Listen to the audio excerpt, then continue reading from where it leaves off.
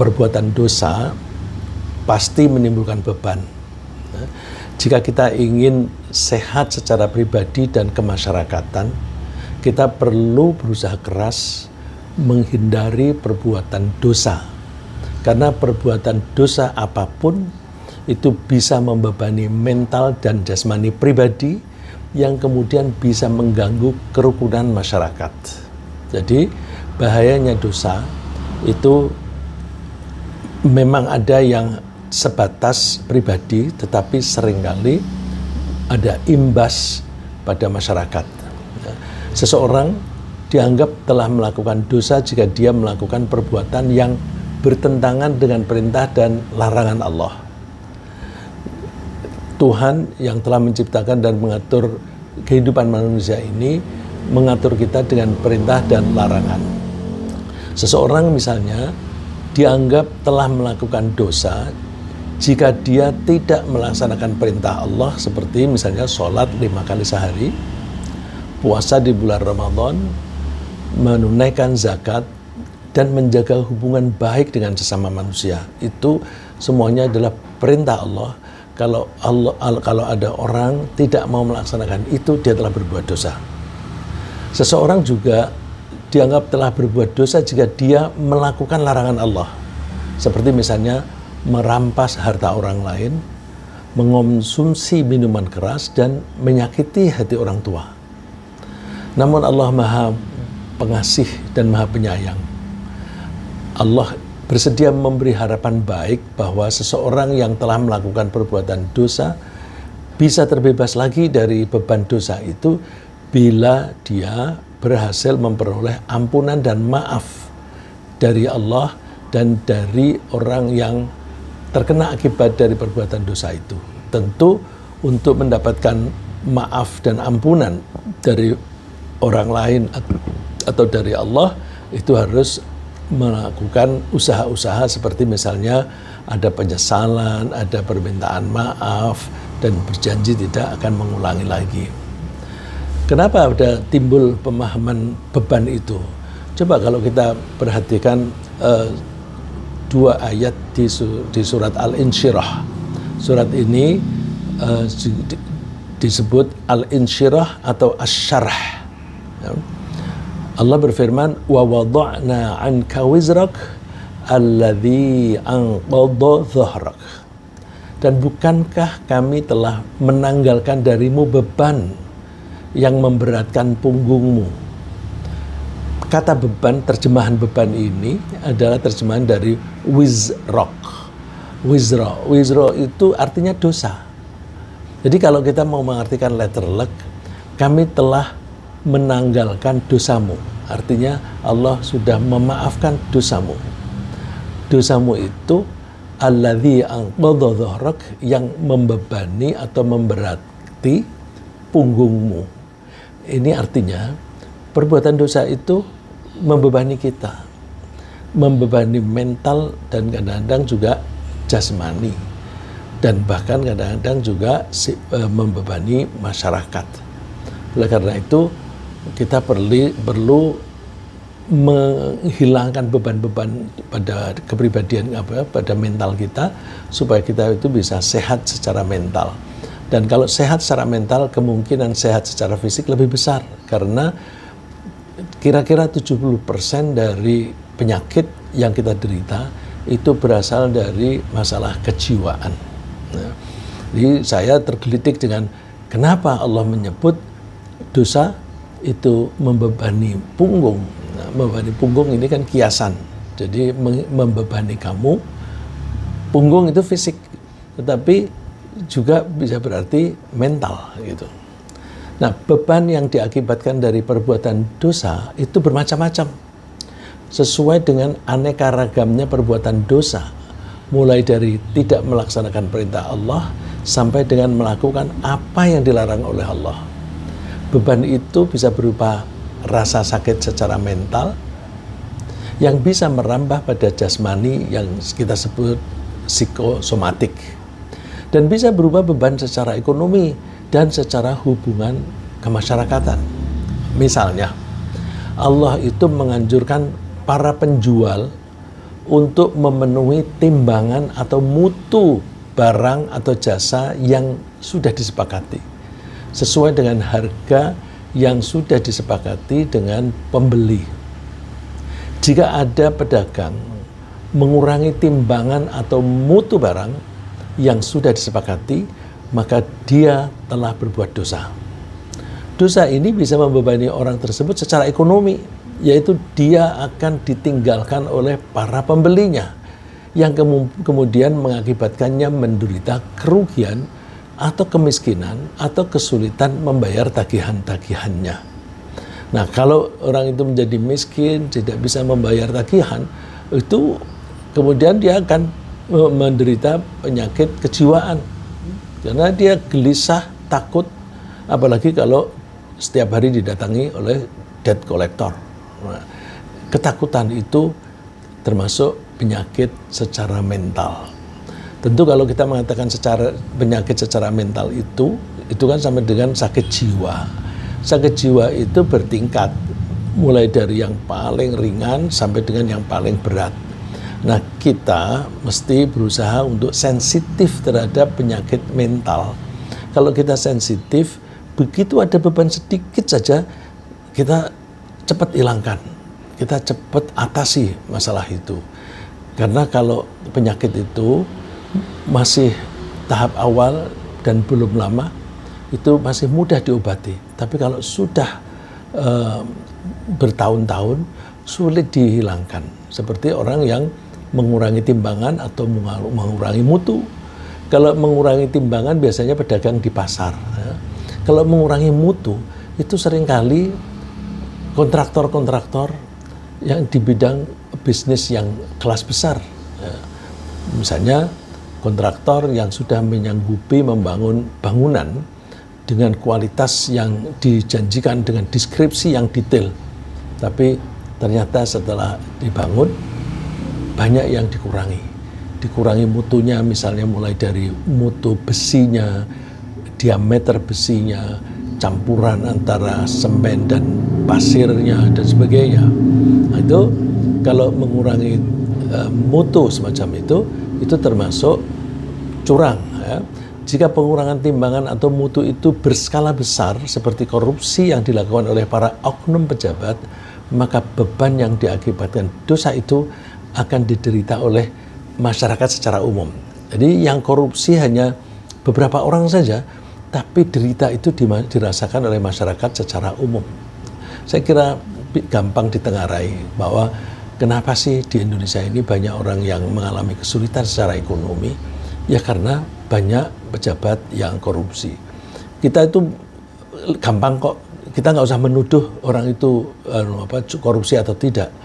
Bahwa seorang profesor, seorang doktor, atau seorang yang sangat berpengalaman, dia tidak bisa mencalonkan jadi calon presiden, calon wakil presiden, dan sebagainya. Karena apa? Kalau dia maju, diancam. Kalau kamu teruskan usahamu, aku buka kasusmu. Nah, akibatnya orang-orang atau pejabat-pejabat seperti itu nurut, tunduk patuh kepada atasannya. Nah, yang salah siapa? Ya mulai dari atasannya. Kenapa memilih pembantu-pembantunya itu yang maling-maling? Nah, memang sengaja maling-maling itu diangkat supaya nanti dia nurut, tunduk patuh. Kalau tidak nurut, diusut kasusnya. Nah, itu akibatnya apa? Negara kita dipimpin oleh para maling, para penjahat. Nah, akibatnya rakyatnya terbengkelai. Ya, orang-orang yang mengurangi mutu produknya atau jasanya atau mengurangi timbangan dari barang yang dijualnya, itu dianggap oleh Allah orang yang curang. Allah memerintahkan jangan curang. Wa auful kaila idza kiltum wazinu bil qistasil mustaqim. Penuhilah timbangan ketika kalian itu menimbang untuk pembeli. Wazinu bil qistasil mustaqim, dan timbanglah barang itu dengan ketepatan. ya, dengan timbangan yang tepat dan benar. Nah, ini banyak orang di pasar, kalau kita membeli barang, timbangannya itu selalu ada bebannya, ya. Jadi tidak kosong, tapi selalu ada pemberat. Kenapa? Kalau pemberat itu diangkat, kelihatan bahwa itu tidak seimbang. Nah, karena apa? Karena suka-suka mereka main. Nah, sebenarnya bukan hanya di pasar saja, meteran di pom bensin itu juga seringkali terannya itu dicurangi gitu. Dzalika khairu wa ahsanu ta'wila. Nah, kalau kita mau memenuhi perintah Allah, memenuhi timbangan dan menimbang dengan tepat, maka itu lebih bagus untuk dilakukan dan akibatnya akan lebih baik. Ya, akibatnya lebih baik karena para pembeli itu akan senang ke situ. Ya, kalau orang yang mengendarai mobil itu suka-suka ngobrol, pom bensin yang jujur mana? Oh, kalau di Jalan Pemuda, oh yang itu, gitu. Nah, karena itu, kalau yang itu, nah yang lainnya itu menjadi tidak didatengin. Ya. Biasanya kalau soal pom bensin itu menengarai yang gampang itu pom bensin yang didatengin angkot-angkot atau taksi itu biasanya lebih jujur, lebih tepat karena mereka itu sensitif sekali terhadap pengurangan bensin gitu. Kemudian ingkar janji itu juga bisa mengakibatkan beban pribadi dan masyarakat karena hal itu bertentangan dengan perintah Allah. Allah menganjurkan kita untuk memenuhi janji yang telah kita buat dengan pihak manapun. Jika ada orang suka mengingkari atau tidak menepati janjinya, dia akan tertimpa beban, yaitu dia akan mengalami kesulitan dalam pergaulan, termasuk kesulitan mencari investasi atau mencari hutangan pinjaman. Ya, kalau sudah ketahuan curang di suatu bank, udah bank itu akan mengumumkan kepada bank-bank yang lain bahwa si customer ini curang. Nanti dia sudah di blacklist, dia akan menjadi kesulitan. Dia juga akan sulit mencari pekerjaan yang menuntut para pegawainya menyelesaikan tugasnya itu dengan tepat waktu. Ya, ada pekerjaan-pekerjaan yang harus diselesaikan tepat waktu. Jika ingkar janji dilakukan oleh pemimpin suatu negara, bebannya bisa dirasakan oleh para warganya. Allah menganjurkan wa aufu bil ahd innal ahda kana mas'ula, dan penuhilah janji. Sesungguhnya janji itu pasti diminta pertanggungjawaban. Nah, kemudian orang yang suka mengingkari janji itu seringkali tidak menyadari bahwa dia telah melakukan kesalahan atau perbuatan dosa. Karena dia dalam rangka membela diri selalu menyalahkan pihak lain atau suatu keadaan. Misalnya, jika seorang penjahit, ini yang sering penjahit, ya sekarang jarang orang yang ke tukang penjahit karena beli yang sudah jadi itu lebih enak karena bisa dicoba, kalau pas ya dibeli, kalau nggak pas tidak dibeli. Tapi kalau ke penjahit kadang-kadang jadinya kurang pas. Ya. Misalnya seorang penjahit ditegur pelanggannya, mengapa Bapak tidak menyelesaikan baju saya hari ini seperti kesempatan pada waktu itu? Padahal besok saya harus memakai baju ini untuk seragam ketika saya hadir di acara kawinan seorang keponakan. Lalu dia menjawab, ngeles, ya. Habis saya kedatangan banyak tamu beberapa hari terakhir ini. Loh lah kok dengan customer kok dihubungkan dengan tamu? Ya, nggak peduli, pokoknya sudah janji. Ya. Jadi keseringan mengingkari janji dan berbohong itu bisa menyebabkan orang itu menjadi seorang munafik yang keras hati. Nah, ini yang akibat yang tidak dirasakan karena ini menjadi karakter. Dia akan menjadi munafik. Munafik itu kan orang yang suka bohong. Nah, orang yang suka bohong itu biasanya keras hati. Ditegur itu nggak mempan. Ya. Seperti firman Allah, فَبِمَا نَقْضِهِمْ مِيثَاقَهُمْ لَعَنَّاهُمْ وَجَعَلْنَا قُلُوبَهُمْ قَاسِيَةً. Tapi karena mereka itu melanggar janjinya, kami kutuk mereka dan kami jadikan hati mereka keras membatu. Jadi ini sudah mekanisme Kalau orang secara umum mengatakan ini mekanisme alam. Alam itu termasuk kejiwaan. Nah, apapun yang terjadi di alam raya ini kan ciptaan Allah.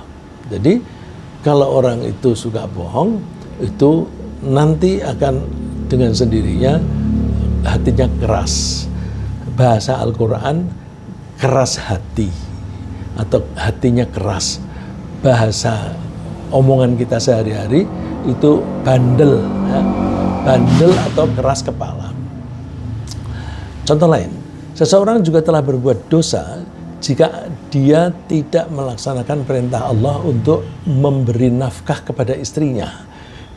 Begitu seorang lelaki nikah, itu sama dengan dia berjanji akan melaksanakan kewajiban-kewajiban yang berkaitan dengan akad nikah itu. Antara lain, kewajiban yang berkaitan dengan akad nikah itu adalah memberi nafkah kepada istrinya. Dosa semacam ini akan membebani dia sendiri dan keluarganya. Karena dosa ini bisa mengakibatkan perceraian. Nah, kalau mengakibatkan perceraian ini kan menjadi masalah baik bagi lakinya maupun perempuannya. Kalau dia punya anak, itu anaknya juga akan mendapatkan beban. Terus beban yang lain itu terputusnya persaudaraan dan bahkan bisa menyebabkan permusuhan. Permusuhan seringkali orang cerai, kemudian anaknya diumpetin. Ada yang ngumpetinnya itu via laki-laki, ada yang ngumpetinnya itu via perempuan. Via laki-laki ibunya tidak boleh ketemu. Padahal itu kan anak kandung yang keluar dari rahimnya, itu ikatannya kuat sekali. Tetapi dia tidak boleh ketemu dengan anaknya. Oh, itu akan sangat menyakiti hati. Baik hati istrinya itu maupun anaknya. Karena anak itu akan mencari mana ibuku. Ya. Nah, kewajiban memberi nafkah itu sebagaimana tersirat di dalam surat An-Nisa ayat 34. Ar-rijalu qawwamuna 'alan nisa'i bima faddalallahu ba'dahum 'ala ba'd wa bima anfaqu min amwalihim. Laki-laki itu, yang namanya laki-laki itu adalah orang yang mandiri dan membuat istrinya mandiri. Ini seringkali terjemahannya dibilang pemimpin. Qawwamun itu dari kata qoma. Qaimun orang yang berdiri atau orang yang mandiri. Nah, seorang suami itu dianya mandiri dan bisa membuat keluarganya juga mandiri. Jadi artinya dia akan memberi kecukupan kebutuhan keluarga. Jadi, namanya suami itu harus mandiri dan membuat keluarganya mandiri. Bima faddalallahu ba'dhum 'ala ba'd. Karena Allah memberi kelebihan kepada sebagian orang atas orang lain. Dalam hal ini suami mempunyai kelebihan karena dia memberi nafkah. Tapi istrinya juga mempunyai kelebihan. Cuma dalam konteks ini yang dibahas adalah kelebihan suami karena apa? Wa bima anfaqu min amwalihim, dan dikarenakan apa yang mereka nafkahkan karena harta yang mereka nafkahkan kepada istri dan anak. Nah, karena kalau bapak itu memberi nafkah yang cukup, maka dia akan disegani oleh istrinya dan anaknya. Tapi kalau bapak tidak memberi nafkah yang cukup atau bahkan tidak memberi nafkah, maka dia akan dimusuhi oleh istri dan anaknya meskipun permusuhan itu tidak secara terbuka. Ya. Begitu pula dosa bagi seorang yang tidak melaksanakan perintah Allah untuk mengonsumsi hanya makanan dan minuman yang halal saja. Ya. Allah memerintahkan manusia, tidak hanya orang Islam. Allah memerintahkan semua manusia, baik yang beriman maupun tidak, untuk mengonsumsi makanan dan minuman yang halal saja. Jangan mengkonsumsi yang haram. Nah, kalau ada orang melanggar itu, maka dia akan terbebani secara mental maupun ekonomi dan sebagainya dalam kehidupan ini. Sebagaimana yang kita ketahui, ada makanan dan minuman yang diharamkan oleh Allah karena substansinya. Jadi makanan yang haram itu karena apa sih? Ada makanan yang diharamkan karena substansinya, karena bahannya, seperti babi, minuman keras, itu diharamkan karena substansinya. Minuman keras meskipun dibeli dengan uang yang halal, tetap itu haram diminum. Begitu pula bangkai, meskipun itu dibeli, karena pedagang itu kadang-kadang sudah mati tapi disembelih juga gitu. Nah itu dia makan yang haram. Ya. Jadi ada juga makanan dan minuman itu haram karena cara memperolehnya yang salah. Cara memperoleh harta yang salah itu misalnya melalui penipuan, melalui pemerasan, pencurian, dan korupsi. Ya, pemerasan ini marak di Indonesia. Ya. Misalnya pemerasan itu KTP. Ya, KTP itu sebenarnya hak gratis. Tapi kalau petugasnya minta duit, nah itu pemerasan. Karena seharusnya gratis. Kenapa minta uang dari situ? Yang lebih besar pemerasan itu surat-surat izin tidak dikeluarkan kalau tidak ada sogokannya. Itu pemerasan.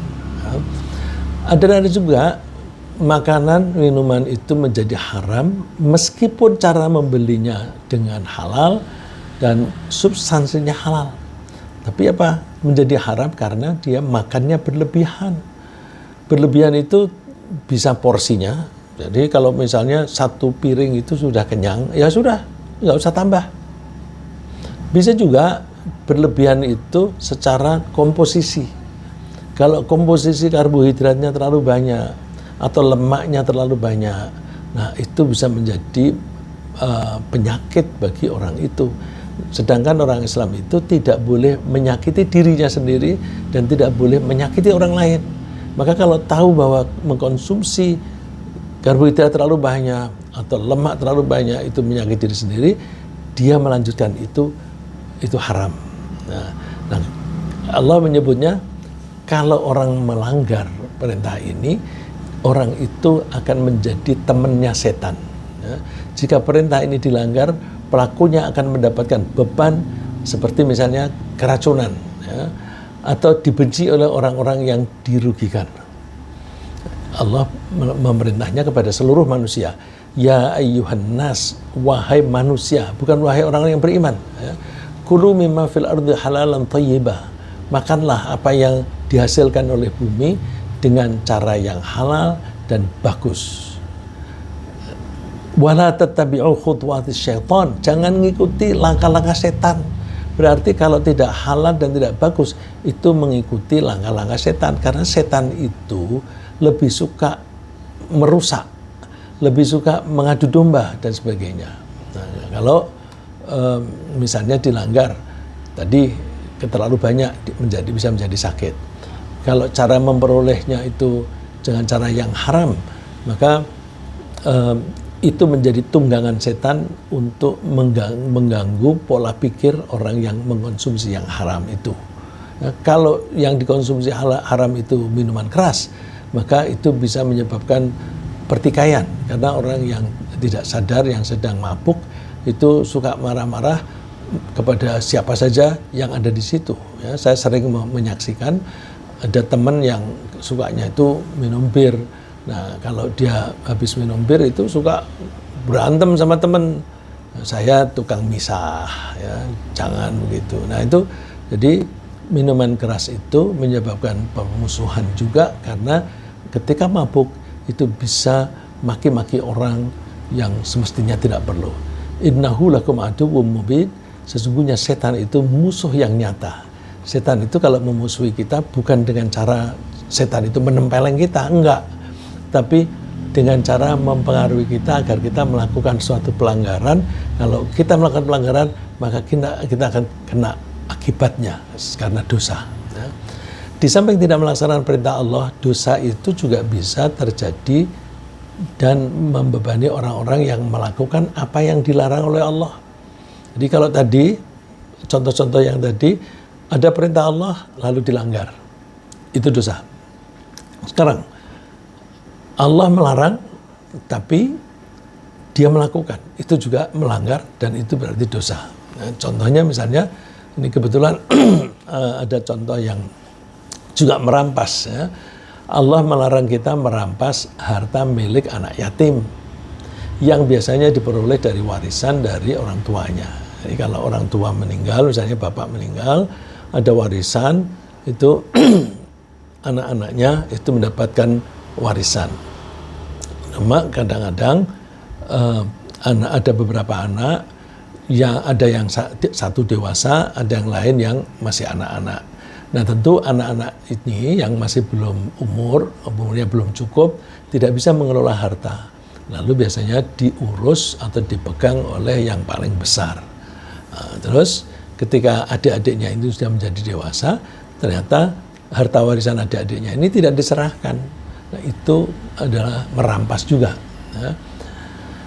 Jika larangan ini dilanggar, maka pelakunya akan terbebani kesulitan hidup karena dia akan dibenci atau bahkan dimusuhi oleh orang-orang yang seharusnya dekat dengannya.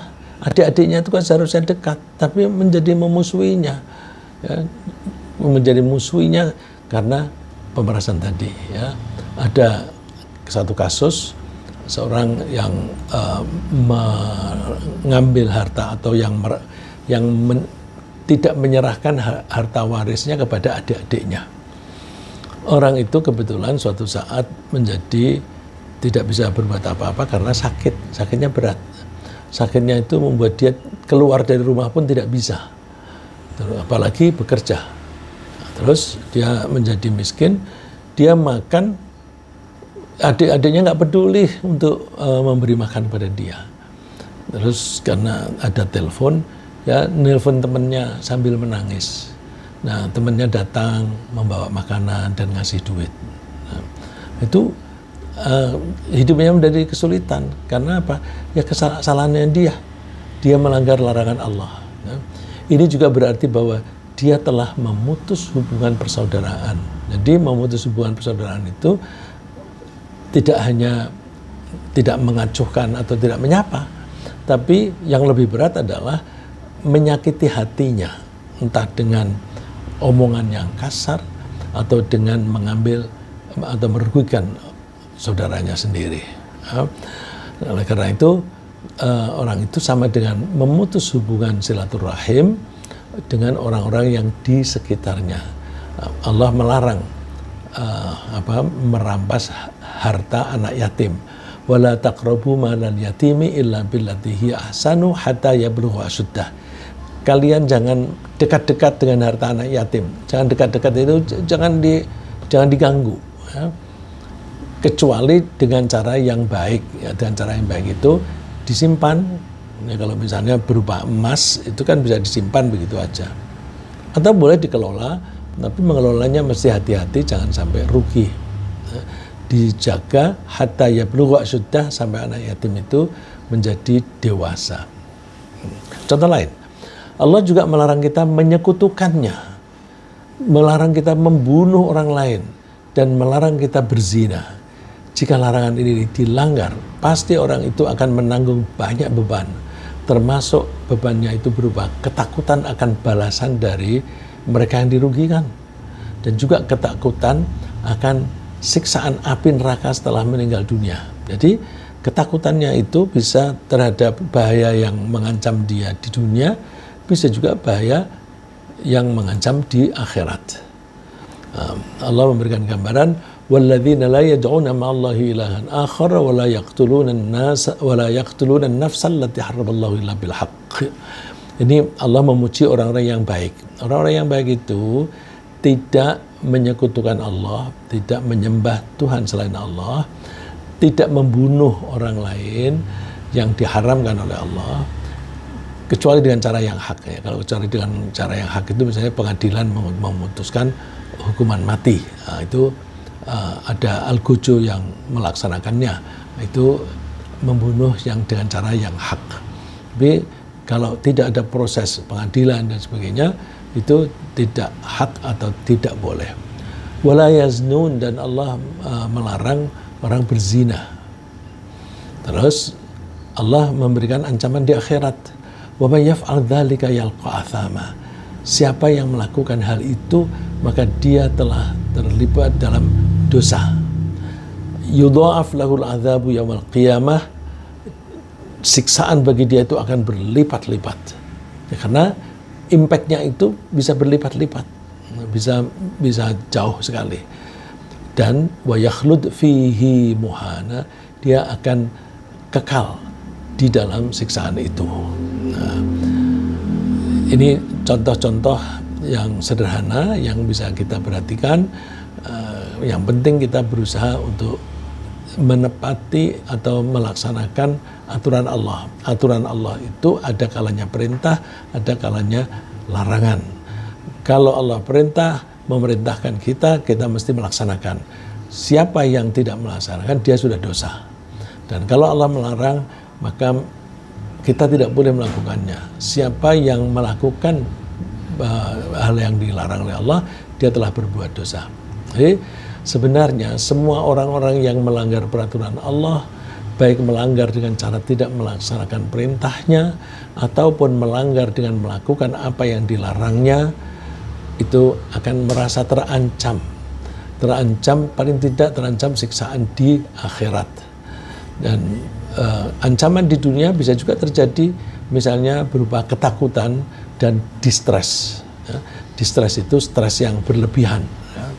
Makin banyak pelanggaran yang dilakukan oleh seseorang, maka makin besar pula ketakutannya. Ketakutan semacam ini biasanya berlangsung lama, sehingga ketakutan itu menjelma menjadi distres yang berkepanjangan. Distres yang berlangsung lama itu akan mempengaruhi kesehatan mental dan kesehatan jasmani. Saya ambil satu contoh ya. Ada orang yang saya kenal ya, yang dia itu cerita bahwa dia sudah mengajukan pensiun dini. Saya tanya, kenapa kamu pensiun dini? Dia katanya ingin menekuni ibadah saja. Nah, jadi dia ceritanya itu pokoknya akan menghabiskan sisa hidupnya untuk beribadah saja. Saya kagum, wah hebat sekali orang ini. Terus ternyata ada temennya yang bilang, apaan? Dia itu minta pensiun dini kan karena sudah kaya raya. Nah, tuh rumah-rumah di situ, itu beberapa rumah punya dia itu. Gedung kantor, itu punya dia tuh. Nah, dia mengatakan bahwa dia akan menfokuskan diri untuk beribadah dan mendekatkan diri kepada Tuhan. Nah, ketekunannya beribadah ternyata tidak membuat hatinya menjadi tentram. Mestinya kan kalau kita makin rajin ibadah, kita makin tentram, makin tenang hati kita. Tapi malah menyebabkan distres yang berat. Karena di hatinya itu ada konflik, ada tabrakan di dalam hatinya. Di satu sisi dia ingin mendekatkan diri kepada Allah dengan rajin beribadah, dengan rajin berdoa, mendekatkan diri kepada Allah. Di sisi lain, dia itu ketakutan melakukan pelanggaran. Karena apa? Harta yang sudah dimiliki itu diperoleh dengan cara yang haram. Kemudian dipakai untuk membeli beberapa rumah dan gedung perkantoran. Uang sewanya itu digunakan dia untuk makan, untuk kebutuhan sehari-hari. Sehingga dia berarti makan dari hasil yang haram. Hasil dari yang haram ya haram juga. Nah itu kan membuat jauh dari Tuhan. Jadi konfliknya itu di satu sisi dia ingin mendekatkan diri kepada Allah, tapi di saat yang sama dia itu menjauh dari Allah. Nah ini konflik konflik dalam kejiwaan. Ya. Jadi karena itu berlangsung terus-menerus, maka akhirnya orang itu menjadi sakit-sakitan. Sakit-sakitannya itu saya tanya, kok nggak pernah kelihatan? Oh, sakit ya. Sakit apa? Wah macam-macam, dia nggak pernah bisa tidur. Kalau dia mau tidur harus pakai obat. Ya karena itu tadi, ketakutan terus, ketakutan. Oleh karena itu kita hati-hati. Mudah-mudahan kita belum pernah berdosa, atau kalau toh sudah melakukan dosa, mudah-mudahan hanya sesekali. Nah, sesekali itu sekarang kita rem, ya. Kita rem, tidak lagi melakukannya, sehingga tambahan umur kita ini, sekarang ini kita masih hidup. kita masih diberi kesempatan misalnya 1 hari lagi, kita bisa membuktikan kepada Allah bahwa ya Allah, saya sudah berhenti tidak melakukan dosa itu lagi. Nah itu kalau kita membuktikan semacam itu, ketika kita nanti 1 hari lagi misalnya Allah mencabut nyawa kita, nah itu kita sudah dalam keadaan bertaubat. Nah, oleh karena itu mudah-mudahan pembahasan ini mendorong kita untuk selalu melaksanakan perintah Allah dan sekuat mungkin menjauhi larangan-larangannya. Kita memohon kepada Allah untuk menolong kita dalam pelaksanaan ini. Ya. Jadi kita tidak terlalu mengandalkan diri, tapi kita juga mohon kepada Allah untuk menolong kita. Ada doa yang dianjurkan setiap hari kita baca. Doa itu diajarkan oleh Allah kepada Mu'adz bin Jabal. Mu'adz bin Jabal waktu itu masih remaja. Masih remaja, lalu Rasulullah memegang tangan dia sambil mengatakan, Mu'adz, demi Allah aku suka sama kamu. Terus ini berarti aku suka padamu. Rasa suka kepada seseorang, ini suka yang bukan birahi ya, itu ada baiknya kalau kita nyatakan, kita omongkan. Terus Rasulullah mengatakan, aku nasihati kamu ya Mu'adz, yaitu kamu jangan meninggalkan membaca doa di bagian akhir dari sholat. Doanya apa? Ini insya Allah semuanya hafal. Allahumma a'inni ala dzikrika wa syukrika wa husni ibadatik. Artinya, Allahumma wahai Allah, a'inni, tolonglah saya, ala dzikrika, untuk selalu mengingat engkau, wa syukrika, dan selalu bersyukur kepadamu, wa husni ibadatik, dan selalu melaksanakan ibadah ini dengan baik. Kita tidak bisa beribadah dengan baik kalau tidak ditolong oleh Allah. Beribadah dengan baik, jangankan dengan baik caranya. Misalnya, kita mau pergi ke masjid untuk sholat Jumat saja itu juga berat. Kalau tidak ditolong oleh Allah, nggak bisa. Buktinya apa? Mayoritas orang laki-laki yang mengaku Islam, ketika waktunya sholat Jumat, mayoritas itu tidak ada di masjid. Kalau sholat Jumat itu kan harus di masjid. Tapi kenapa? Memang masjidnya penuh. Tapi yang berkeliaran di jalanan, yang di pasar, itu banyak orang-orang laki-laki yang Islam. Nah itu berarti pergi ke masjid untuk sholat Jumat itu saja berat. Buktinya lebih banyak orang yang tidak melakukan sholat Jumat. Oleh karena itu kita mohon pertolongan Allah. Nah ini doanya ringkas tapi menyeluruh. Ya. Allahumma a'inni ala dzikrika wa syukrika wa husni ibadatik.